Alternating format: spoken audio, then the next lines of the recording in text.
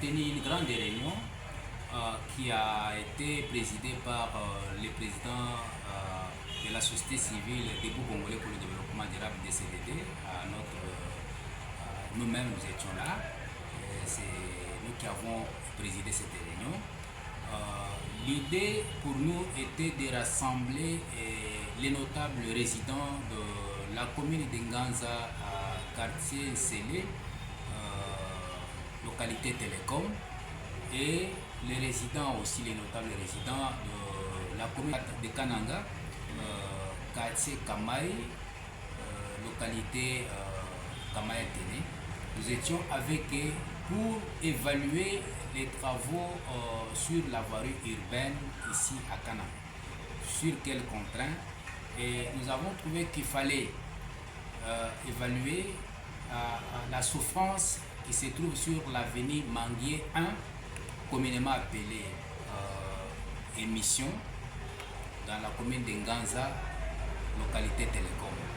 Et aussi Manguier 2 dans la commune de Kananga, quartier Kamaï. Pourquoi nous voulons parler de cette avenue-là ou de cette route-là? C'est une route très importante. C'est une route très importante. Pourquoi? Parce que cette route permet, sur le plan économique, permet à tous les Bayandés qui viennent du territoire de Djibaya, Luisa, Bunkonde et d'autres coins, d'amener ou d'approvisionner la ville de Kananga à travers cette route-là. Et cette route a connu une grande difficulté, non seulement pour l'approvisionnement des denrées alimentaires dans la ville de Kananga ou au centre-ville de Kananga. Nous avons aussi les patrimoines de l'État qui se trouvent au-delà de cette rivière-là, tels que les bâtiments de la RTNC inachevés. Nous avons les universités du côté Télécom, Mwimba. Nous avons un grand nombre d'écoles qui se trouvent à cet endroit-là. Il y a l'hôpital Bombégé de Tchikaji et l'hôpital secondaire de Kalembomou. Là, ce sont des biens qu'on trouve de l'autre côté. À la population ou pour la population, nous avons un grand nombre de la population qui est estimé à 20 000, 22 000 déjà des personnes selon statistiques de l'aire de santé de Kalembomou. Donc les malades qui fréquentent tout ça à Kalembomou, nous avons quand même les statistiques comme ça. Au-delà de ça, nous avons aussi la population du côté Kamaï, dans la commune de Kananga, qui est estimée à 18 000 habitants. Et nous avons les sites universitaires aussi, du côté au-delà de la rivière, donc ici. Nous avons les centres de ressources. Nous avons l'école ou les complexes scolaires royales, qu'on appelle aussi Reconnaissance actuellement.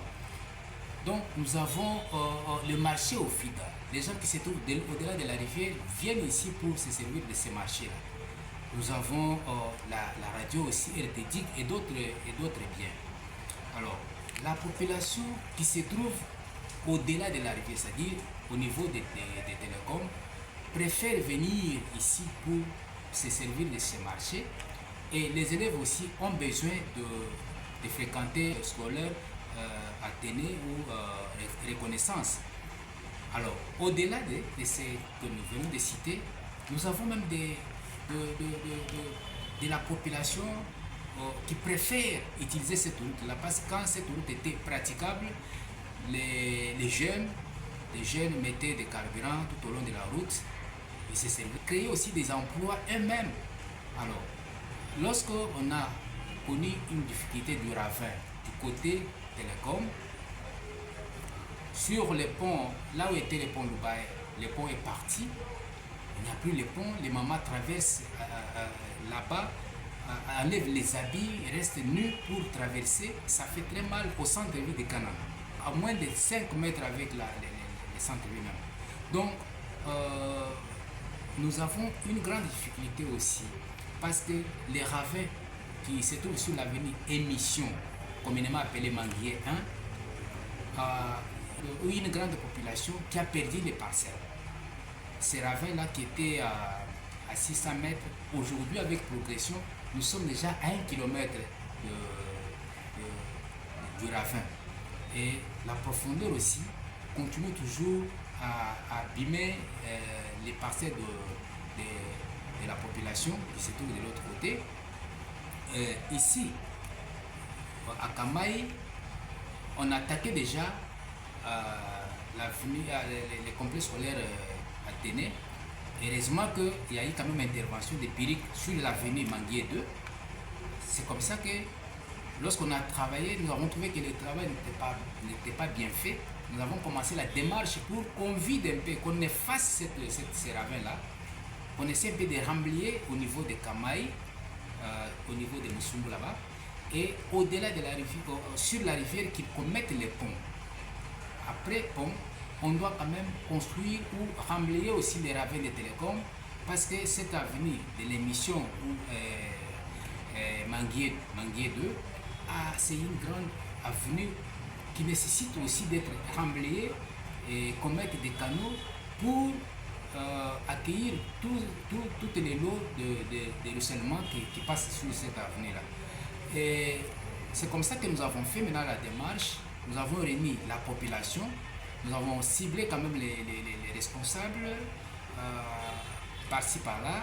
Nous étions dans la réunion qui a eu lieu les dimanches et les samedis passés.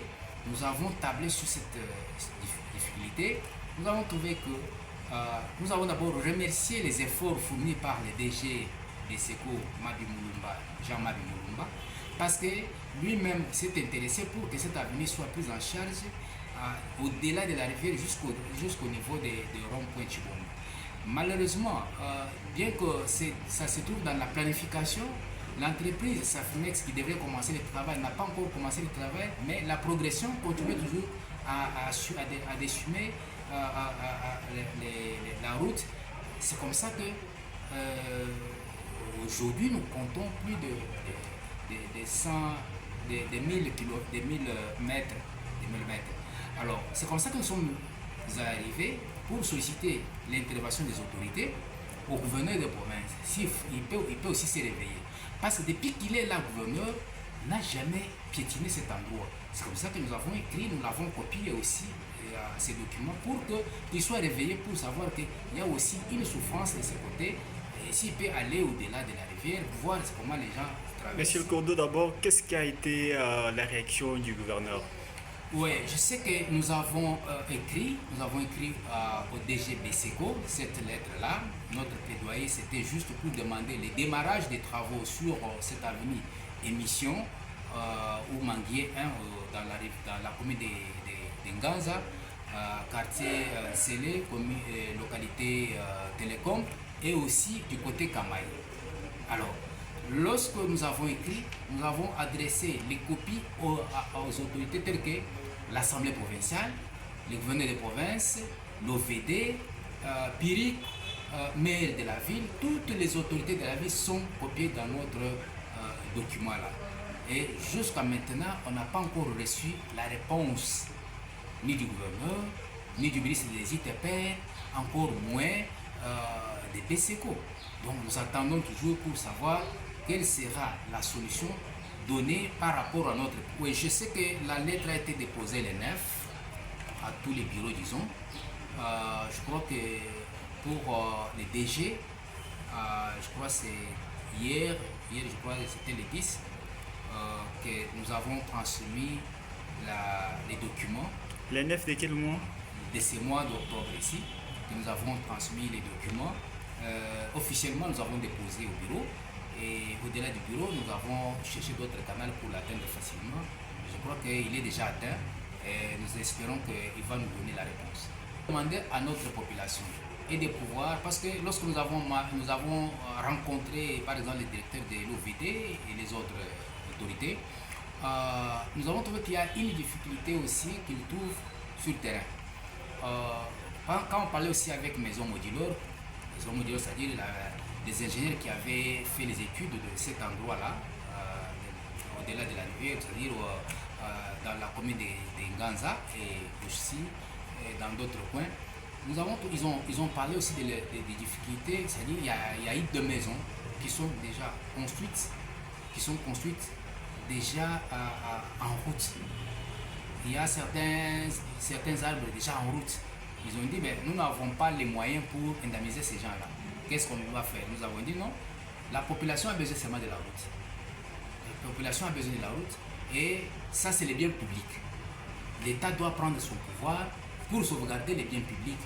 Alors, ce que nous pouvons demander à notre population, eux, de donner la confiance à l'État congolais. Si l'État veut qu'on récupère la route comme nous-mêmes nous avons voulu, il fallait les laisser libres et accompagner les ingénieurs qui viennent, accompagner les entreprises qui peuvent passer pour faire ce travail-là. Donc, nous disons à la population d'accompagner les actions parce que nous avons voulu avoir des routes, nous avons voulu avoir les ponts là-bas. Nous voulons que lorsque les entreprises ou lorsque les autorités arrivent à matérialiser notre plaidoyer, nous serons derrière l'autorité ou les autorités pour les accompagner de sorte que ces projets ne connaissent pas le faille dans son exécution.